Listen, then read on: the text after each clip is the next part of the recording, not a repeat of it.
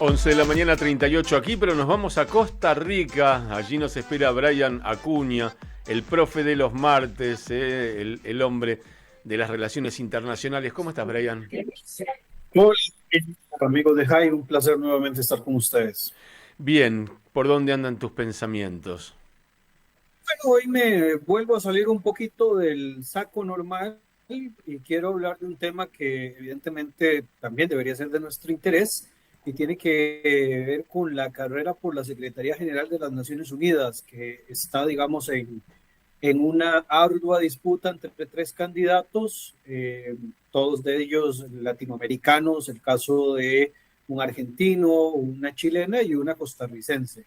Esta Secretaría General, ¿verdad?, para el periodo posterior al mandato de Antonio Guterres, se desarrolla en una situación mundial bastante compleja, yo creo que de las más complejas que han habido en décadas, inclusive desde el desde la Guerra Fría inclusive, con una guerra en Ucrania que parece no terminar nunca, el tema de inestabilidad en el Medio Oriente, que ya es el pan nuestro de cada día, tensiones entre potencias, crisis alimentaria, que de todas maneras se menciona muy poco en algunos momentos, cambio climático que ha generado también pues, algunos temas, incluso de negacionistas de la situación del cambio climático y conflictos en África que plantean pues una duda que es súper importante de mencionar. ¿Qué tipo de liderazgo necesita Naciones Unidas en los próximos años que pueda cambiar un poco la dinámica de lo que conocemos hasta ahora, ¿verdad? Entre los nombres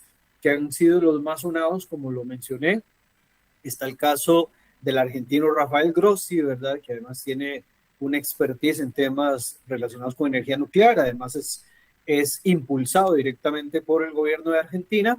Tenemos el caso de Michelle Bachelet, que fue presidenta de Chile, que perdió, digamos, el apoyo por parte del actual presidente Cast, pero que mantiene apoyos de presidentes como Lula de Brasil o la presidenta Sheinbaum en México. Y tenemos el caso de la señora Rebeca Greenspan, que es costarricense, fue ex vicepresidenta durante el periodo 94-98, durante el mandato de José María Figueres, y cada uno pues tiene un perfil completamente distinto. Sí tengo que hacer una salvaguarda acá que es importante señalar, y es que si bien a veces queremos poner a las Naciones Unidas en un nivel pues bastante elevado, lo cierto del caso es que Naciones Unidas no es un gobierno mundial, sencillamente es una organización que depende de la buena voluntad de los estados para poder cumplir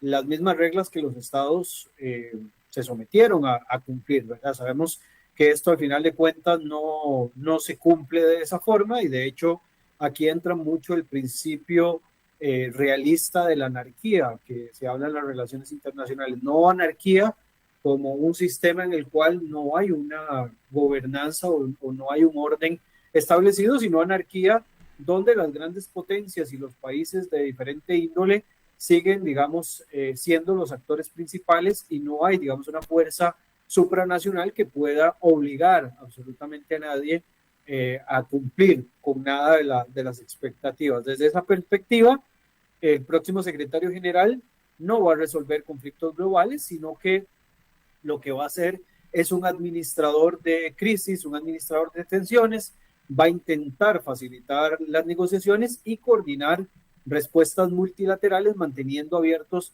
canales de diálogo entre los actores que se encuentran enfrentados. Entonces, basado en estos parámetros es donde quiero mencionar un poco cuál es el perfil de cada uno de los tres candidatos más importantes hasta este momento para que entendamos quizás a qué nos estamos ateniendo si eventualmente queda Grossi, Bachelet o la misma Rebeca Greenspan. No sé primero, Dani, si de momento tienes algún No, tengo, comentario. tengo, tengo una pregunta. ¿Hubo alguna vez una mujer en el Secretariado General de Naciones Unidas?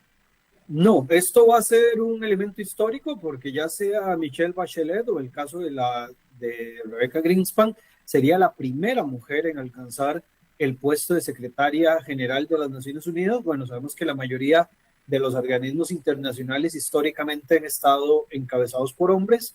Esto también le pone un matiz distinto, no porque obligatoriamente el mundo esté exigiendo que sea una mujer, sino que posiblemente también sea interesante desde una perspectiva femenina ver, digamos, cómo se puede manejar las relaciones internacionales. Incluso hay teorías actualmente de geopolítica feminista, feminista tanto, digamos, en aspectos radicales como en aspectos un poco más hacia el eje de la democracia.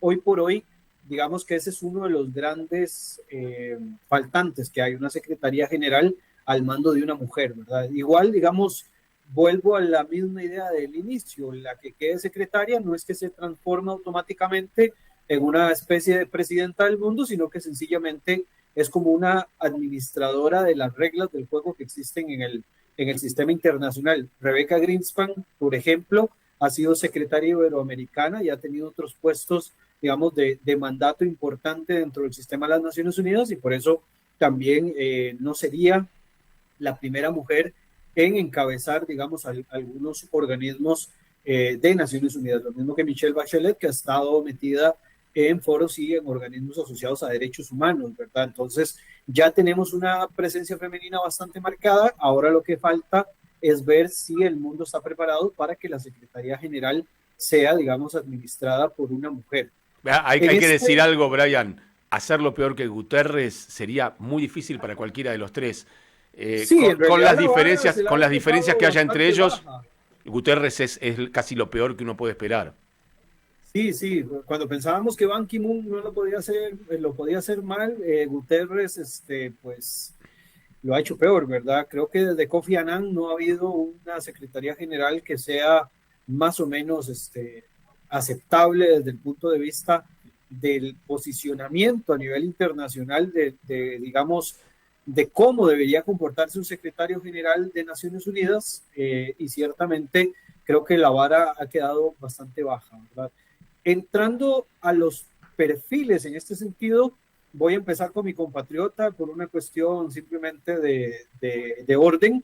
Rebecca Greenspan presenta, digamos, un perfil que está vinculado más que todo al multilateralismo clásico del sistema de las Naciones Unidas. Es economista, fue vicepresidente de Costa Rica, tiene una trayectoria bastante importante dentro del sistema de las Naciones Unidas, es decir, conoce el sistema de las Naciones Unidas porque sus últimos años han estado enfocados dentro de la organización, ha centrado su discurso en una reforma institucional que es necesario también porque el sistema fue, digamos, creado en un marco post Segunda Guerra Mundial y a partir de ahí no ha tenido reformas en muchos de sus puntos básicos y esto, digamos, requiere de que se pueda modernizar el sistema de las Naciones Unidas a un modelo un poco más siglo XXI, ¿verdad? Su principal fortaleza está en la capacidad para generar consensos, que quizás es el aspecto más importante, poseyendo experiencia en organismos internacionales y es vista además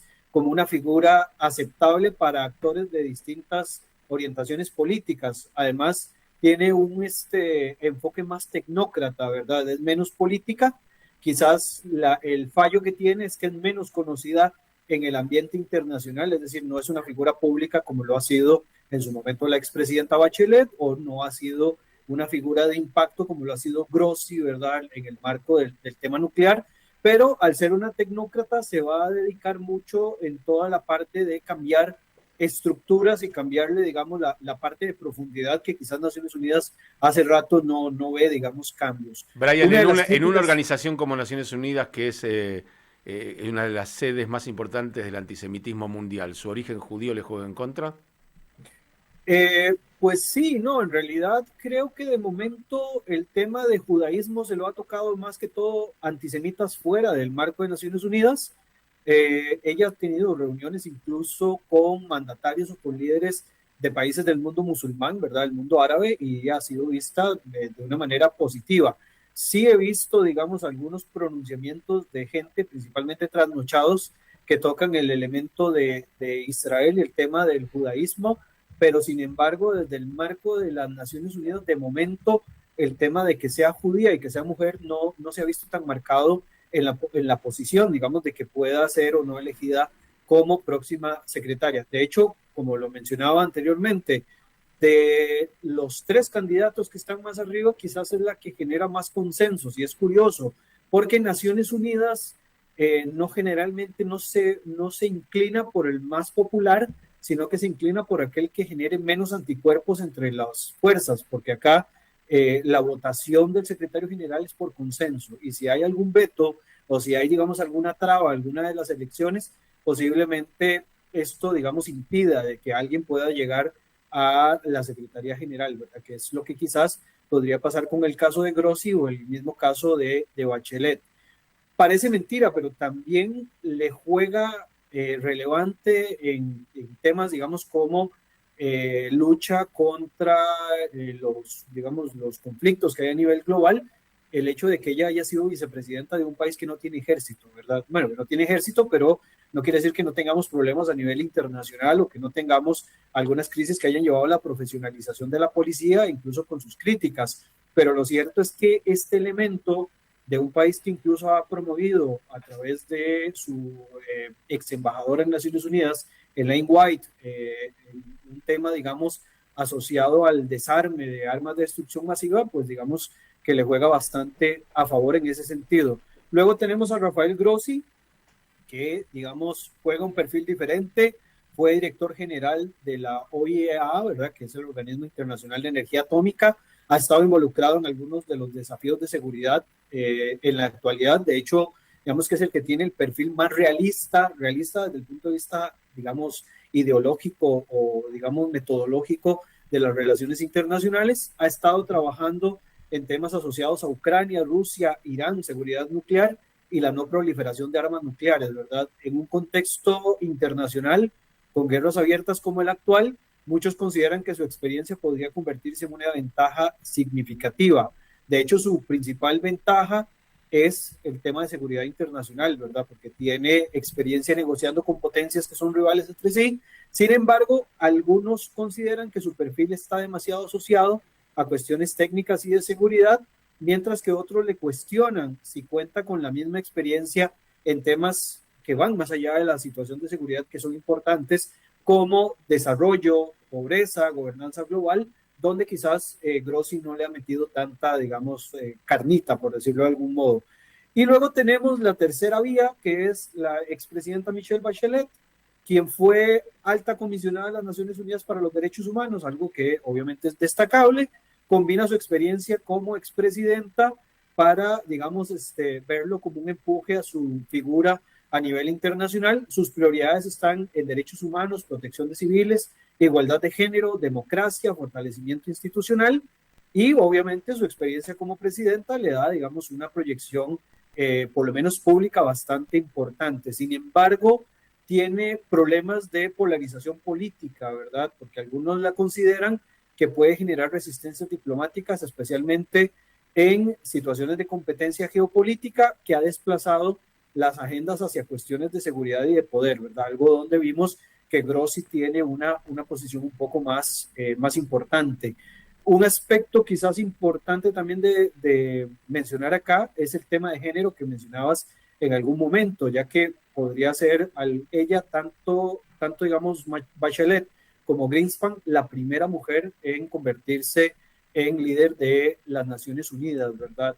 Y otro aspecto importante en términos generales es el mecanismo de elección, ¿verdad? De cómo se elige la candidatura o la secretaría, ya que históricamente el proceso no siempre va a favorecer al más popular, en muchos casos termina imponiéndose quien genere menos objeciones, y entre principalmente los 5 países del Consejo Permanente de las Naciones Unidas, ¿verdad? Que son Estados Unidos, China, Rusia, Francia y Reino Unido, que son los países ganadores de la Segunda Guerra Mundial. Y por esto, lo que cabe preguntarse en realidad no es quién posee el currículum más, digamos, más pomposo, más extravagante, sino quién tendría más posibilidades de tener menor cantidad de vetos, ¿verdad? Bajo esa lógica, algunos observadores han considerado de que la señora Greenspan podría tener una ventaja relativa debido a su perfil, que es más tecnócrata, más conciliador. Grossi podría beneficiarse si la seguridad internacional está dominando la agenda en el momento en el cual se hacen las elecciones, y Bachelet mantiene un peso importante por temas de derechos humanos, en especial si las crisis, digamos, llevan a empujar en ese sentido, ¿verdad? Pero en temas, en términos, digamos, de prioridades temáticas, Greenspan estaría enfatizando el desarrollo económico que incluiría combate a la pobreza, derechos humanos y demás. Grossi estaría concentrado en seguridad estratégica, mientras que Bachelet priorizaría derechos humanos y protección de civiles, así como el tema de igualdad de género. En última instancia, la elección va a ser una decisión sobre qué tipo de Naciones Unidas se desea tener en el próximo periodo, ¿verdad? Si es una que quiere enfocarse en el desarrollo del consenso y la cooperación, así como el multilateralismo o el bilateralismo, o una Naciones Unidas que esté orientada a riesgos, a defensa, a seguridad, ¿verdad? Algo que creo que lo que hemos tenido en el último periodo, ¿verdad? Cualquiera que termine siendo elegido va a tener que intentar hacer caminar una organización que fue creada para la cooperación, pero que se ha transformado en un escenario de enfrentamientos de carácter meramente geopolíticos. Aquí entonces cabría cerrar preguntándose si el próximo secretario general al final de cuentas se va a, digamos, encaminar sobre una persona que sea mediadora, que busque, digamos, un poco más de cohesión entre los actores internacionales, o unas Naciones Unidas que sea un administrador de crisis, como lo ha sido hasta este momento, mal administrador de crisis, por cierto, o una Naciones Unidas que sea defensora de sus propios principios, que sepa estructurarse desde adentro y que sepa, digamos, ser conciliadora en algunos puntos que es conciliar, ¿verdad? Obviamente hay dificultades que hacen que esto sea una realidad absoluta, pero digamos, lo que se señala. El próximo líder de la organización va a tener que operar en un mundo donde la cooperación es fundamental, pero donde la competencia entre potencias marca cada vez la agenda internacional y donde tiene que existir un equilibrio entre el tema de seguridad internacional y el tema de desarrollo humano, sin ninguna duda. Si me lo tiran a nivel personal, pues obviamente tengo mi candidata, pero estoy seguro que yo no soy parte de los que tienen que elegir. Yo sí creo en unas Naciones Unidas que debería ser más tecnócrata y menos política y que debería ser funcional. Al final, creo que la cuestión de la funcionalidad es lo que hoy por hoy destaca más allá simplemente de una trayectoria o de una fama, digamos, que se haya hecho a nivel internacional. Es la elección de un líder de un organismo internacional.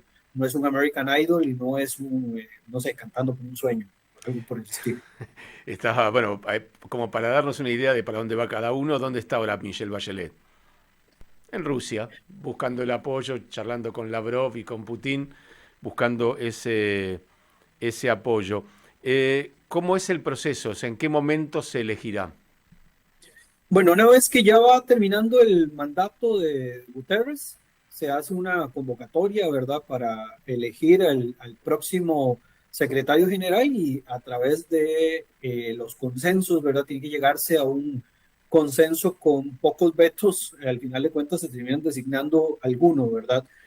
Ahorita no tengo claro cuándo es que toca la fecha, sí sé que ya estamos próximos y por eso es importante hacer la mención desde ahora, ¿verdad? Porque evidentemente estamos hablando de este puesto que va a ser crucial dependiendo de lo que acontezca de aquí a finales, digamos, incluso de este año y principios del próximo. Así que es importante ir como viendo esa proyección y empezar también a entender cómo funciona, porque al final, de nuevo, no estamos eligiendo una presidencia mundial, pero es lo más cercano, por lo menos, a un administrador de crisis a nivel global. Bien, hay otros candidatos por ahí dando vuelta, pero bueno, sabremos un poquitito más adelante de qué se trata o cómo se define. En el fondo, las Naciones Unidas hoy no están cumpliendo la función para la que fueron creadas y algo tiene que suceder y algo debería cambiar. Espero que para bien, porque como bien lo dijiste, siempre se puede empeorar. Ya Naciones Unidas tuvo un nazi como secretario general, o sea, ha demostrado que tiene la enorme capacidad de hacer las cosas mal y esto corre por mi cuenta. Yo jamás dejaría entrar a Naciones Unidas a países que no respetan en sus propios países las reglas de la democracia o de las libertades, como así lo pretenden en el foro mundial. Así que bueno, es eso, ¿no? No deja de ser indignante ver a las personas que jamás dejarían que ningún ciudadano suyo votara por nada, pedir que se vote para las cosas que sí les sirven. Brian, que tengas una muy buena semana y gracias por traernos estos temas que seguramente van a impactar muchísimo en el futuro, para bien o para mal. Sí, yo creo que al final de cuentas, sea quien sea que quede, pues las críticas van a seguir presentes, ¿verdad? Eh, yo a veces creo que se resolvería mejor el tema de las Naciones Unidas si en vez de tener un foro de discusión se monta un ring y se hace, no sé, algo como super lucha o algo así. El último que quede ahí, que quede secretario general. Ahí estaríamos en Es- American Idol, exactamente, lo resolvemos como se sí, resuelve todo en un reality. Sí, es muy, muy complicado. En Naciones Unidas pasan cosas como que ofrecerle espacios en los derechos humanos a países que ejecutan homosexuales, por ejemplo, o o, disidentes. o ofrecer puestos en el foro de mujeres a países A donde Irán, violentan sí. los derechos de las mujeres. En- Exacto. entre otras cosas. Bueno, eso es hoy Naciones Unidas, ojalá que mejore. Nosotros, Brian, te tengo que decir, se nos retira Maradona, Messi, se murió Maradona, ya no tenemos al Papa. Grossi es casi nuestra única esperanza de permanecer en en la cartelera mundial, salvando la idea de que todavía tenemos una reina en los Países Bajos, pero un poco de piedad para este país que necesita. Estamos lejos, necesitamos un poco de visibilidad.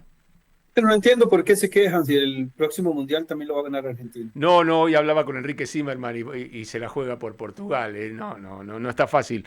En esta lucha no estamos como favoritos, pero bueno, es lo que nos toca. Abrazo grande, Brian. Un abrazo de vuelta, que estén bien. Brian Acuña, hombre de nuestras relaciones internacionales y también nuestro profe de los martes. 12 en punto. No puedo creer lo puntuales que vamos a hacer para ir a esta tanda. Transmite